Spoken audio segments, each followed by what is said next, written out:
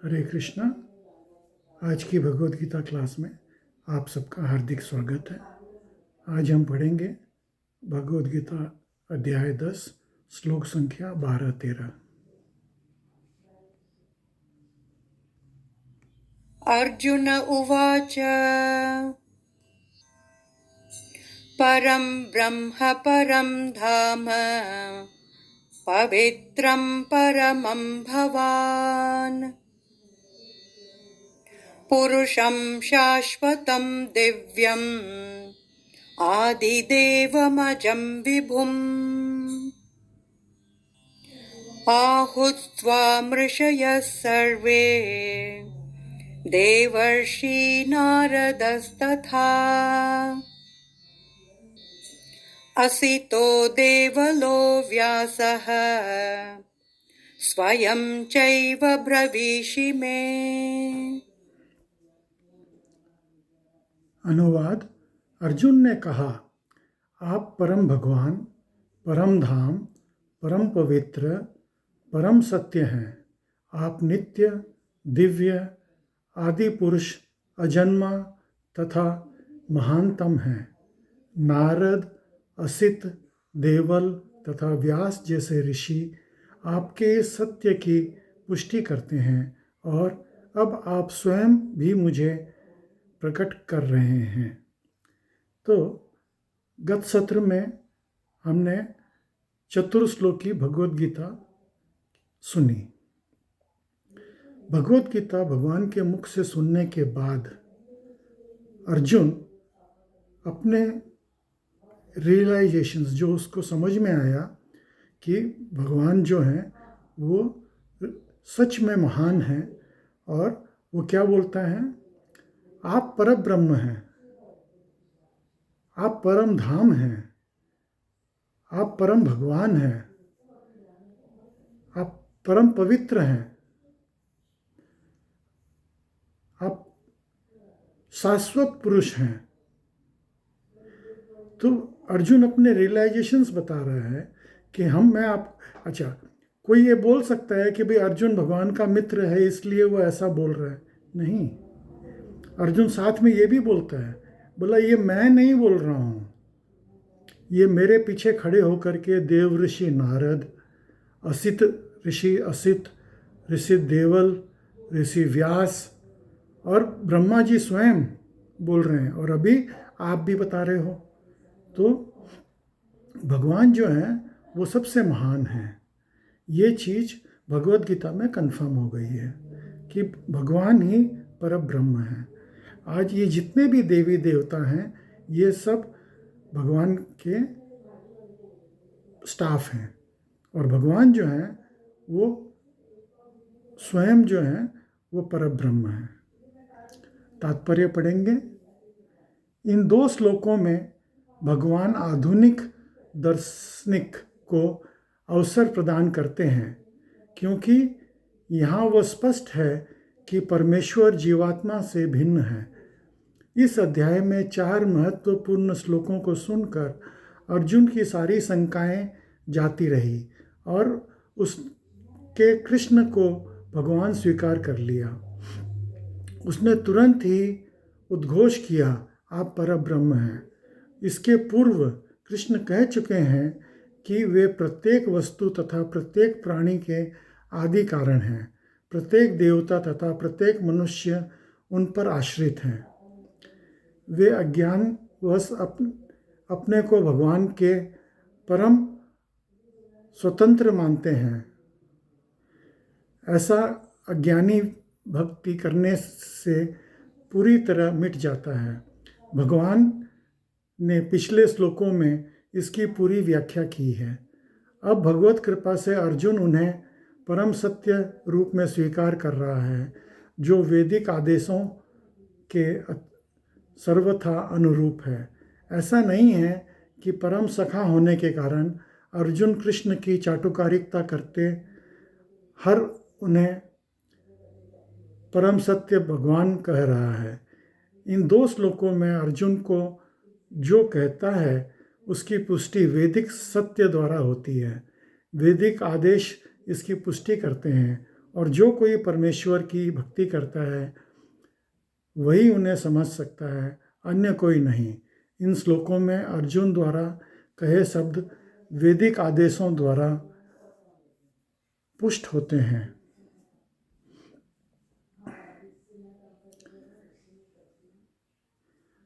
अगला श्लोक पढ़ेंगे। सर्वमेतद्धृतं मन्ये यन्मां वदसि केशव न हि ते भगवन् व्यक्तिं विदुर्देवा न दानवाः। अनुवाद। हे कृष्ण, आपने मुझसे जो कुछ कहा है उसे मैं पूर्णतया सत्य मानता हूँ। हे प्रभु, न तो देवतागण न असुरगण ही आपके स्वरूप को समझ सकते हैं। तात्पर्य पढ़ेंगे। यहाँ पर अर्जुन इसकी पुष्टि करता है कि श्रद्धाहीन तथा आसुरी प्रकृति वाले लोग कृष्ण को नहीं समझ सकते। जब देवतागण तक उन्हें नहीं समझ पाते तो आधुनिक जगत के तथाकथित विद्वानों का क्या कहना। भगवत कृपा से अर्जुन समझ गया कि परम सत्य कृष्ण हैं और वे संपूर्ण हैं, अतः हमें अर्जुन के पथ का अनुसरण करना चाहिए। उसे भगवत गीता का प्रमाण प्राप्त था। जैसा कि भगवत गीता के 4th अध्याय में कहा गया है, भगवत गीता को समझने की गुरु परंपरा का हास्य हो चुका था, अतः कृष्ण ने अर्जुन से उसकी पुनः स्थापना की, क्योंकि वे अर्जुन को अपना परम प्रिय सखा तथा भक्त समझते थे। अतः जैसा कि गीतोपनिषद की भूमिका में हमने कहा है, भगवत गीता का ज्ञान परंपरा विधि से प्राप्त करना चाहिए। परंपरा विधि के लुप्त होने पर उसके सूत्रपात के लिए अर्जुन को चुना गया। हमें चाहिए कि अर्जुन का हम अनुसरण करें, जिससे कृष्ण की सारी बातें जान ले। तब हम भगवत गीता के सार को समझ सकेंगे और तभी कृष्ण को भगवान रूप में जान सकेंगे। इसीलिए प्रभुपाद जी ने इस भगवत गीता का नाम रखा है भगवत गीता यथा स्वरूप। इसके अंदर उन्होंने साफ बोला है कि भाई मैंने इसके अंदर अपनी कोई कमेंट्री नहीं लिखी है, जो भगवान ने लिखाया मैंने वही लिखा है।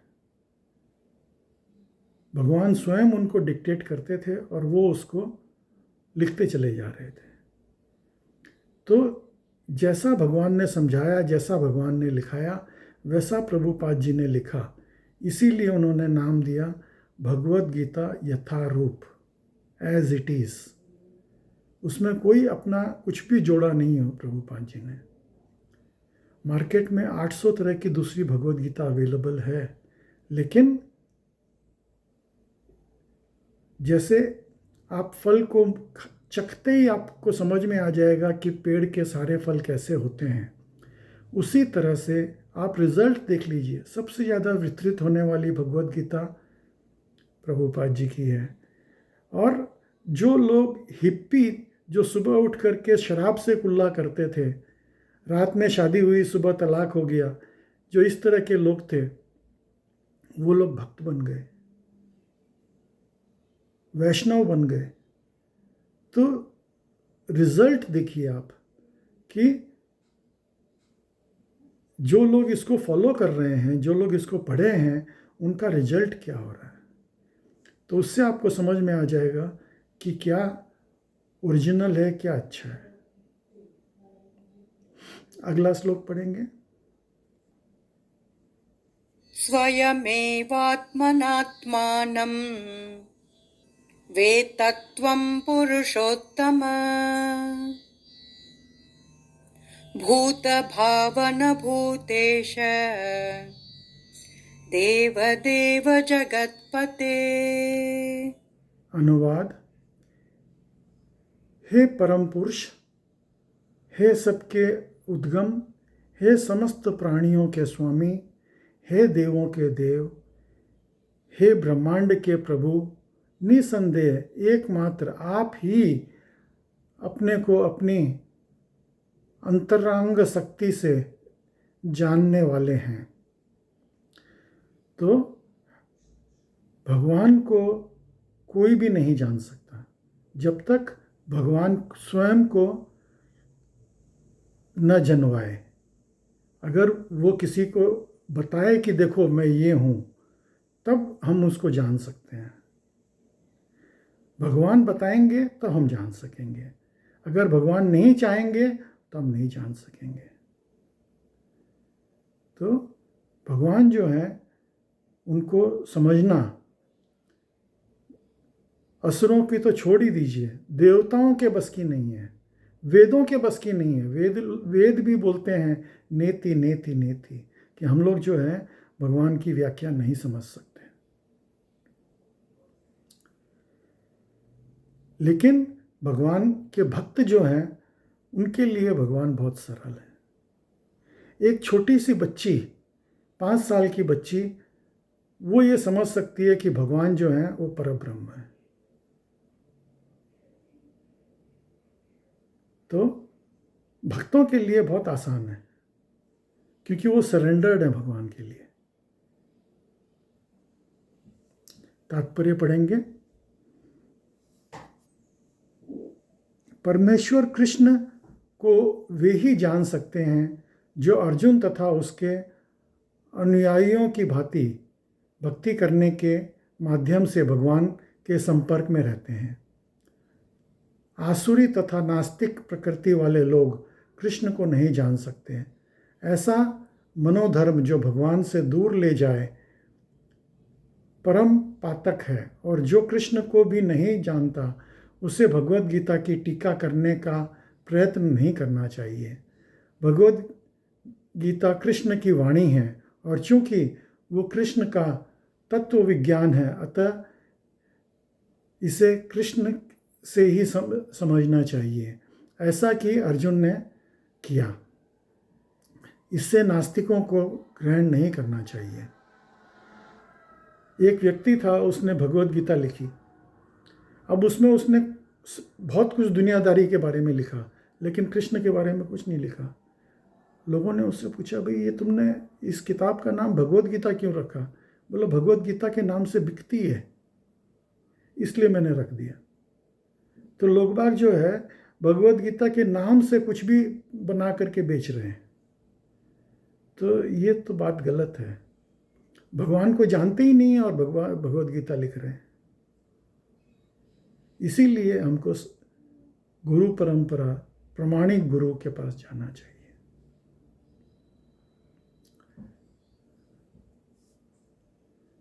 अगला श्लोक पढ़ेंगे। वक्तुमर्हस्य शेषेण दिव्या ह्यात्मविभूतयः याभिर्विभूतिर्भिर्लोकान् इमां त्वं व्याप्य तिष्ठसि कथं विद्यामहं योगिं त्वां सदा परिचिन्तयन् केषु केषु च भावेषु चिन्त्योऽसि भगवन्मया। अनुवाद। कृपया करके विस्तार पूर्वक मुझे अपने उन देवी ऐश्वर्यों को बताएं जिसके द्वारा आप इन समस्त लोकों में व्याप्त हैं। हे कृष्ण, हे परम योगी, मैं किसी तरह आपका निरंतर चिंतन करूं और आपको कैसे जानूं, ये हे भगवान आपका स्मरण किन किन रूपों में किया जाए। अब अर्जुन जो है अपनी जिज्ञासा पूछ रहे हैं आगे कि प्रभु मैं आपको कैसे और जान सकता हूँ, और किन किन रूपों में आपको मैं पहचान सकता हूँ। तो ये बहुत ही उत्तम प्रश्न है, क्योंकि आजकल के कलयुग के अंदर कोई भी आदमी उठ के खड़ा हो जाता है, बोलता है मैं भगवान हूँ। तो भगवान यहाँ पे अपना खुद का परिचय बताएंगे।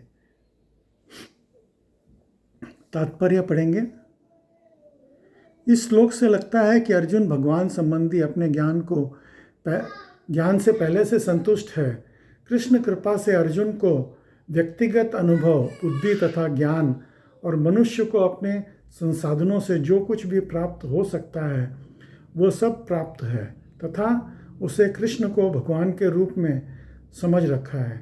उसे किसी प्रकार का संशय नहीं है, तभी वह कृष्ण को अपनी सर्वव्यापकता की व्याख्या करने के लिए अनुरोध करता है।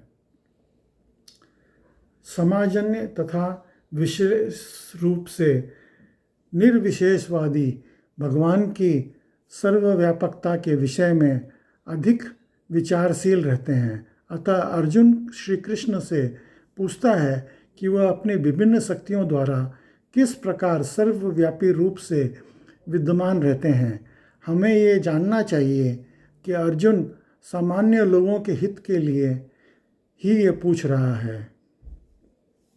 जैसा कि पिछले अध्याय में कहा जा चुका है, भगवान अपनी योग माया से आच्छादित रहते हैं। केवल शरणागत भक्तजन ही उन्हें देख सकते हैं। अब अर्जुन को विश्वास हो चुका है कि उसके मित्र कृष्ण भगवान हैं, किंतु वह उसका सामान्य विधि को जानना चाहता है जिसके द्वारा सर्वसाधारण लोग भी उन्हें सर्वव्यापी रूप में समझ सकें। असुरों तथा नास्तिकों सहित सामान्य जन कृष्ण को नहीं जान पाते, क्योंकि भगवान अपनी योग माया शक्ति से आच्छादित रहते हैं। दूसरी बात यह है कि ये प्रश्न जन सामान्य के लाभ हेतु पूछे जा रहे हैं। उच्च कोटि के भक्त केवल अपने ही ज्ञान के प्रति चिंतित नहीं रहता, अपितु सारी मानव जाति के लिए भी रहता है। अतः अर्जुन वैष्णवों या भक्तों होने के कारण अपने दयालु भाव से सामान्य जनों के लिए भगवान के सर्वव्यापक रूप के ज्ञान का द्वार खोल रहा है। वो कृष्ण को जानबूझकर योगिन कहकर संबोधित करता है, क्योंकि वे योग माया शक्ति के स्वामी हैं, जिसके कारण वे सामान्य जन के लिए अप्रकट या प्रकट होते हैं। सामान्य जन जिन्हें कृष्ण के प्रति कोई प्रेम नहीं है, कृष्ण के विशेष में निरंतर नहीं सोच सकता, वो तो भौतिक चिंतन करता है। भगवान इस संसार में भौतिकवादी लोगों की चिंतन प्रवृत्ति के विषय में विचार कर रहा है। भौतिक प्रकृति के लिए प्रयुक्त है।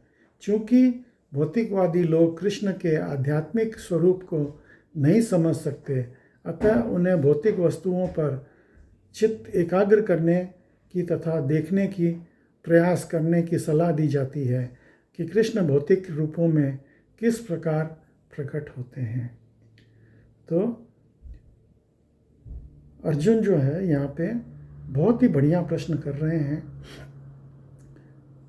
और इसका उत्तर भगवान अगले श्लोकों में बताएंगे। तो आज की भगवद गीता क्लास में आप सब सम्मिलित हुए, उसके लिए बहुत बहुत धन्यवाद। हरे कृष्ण।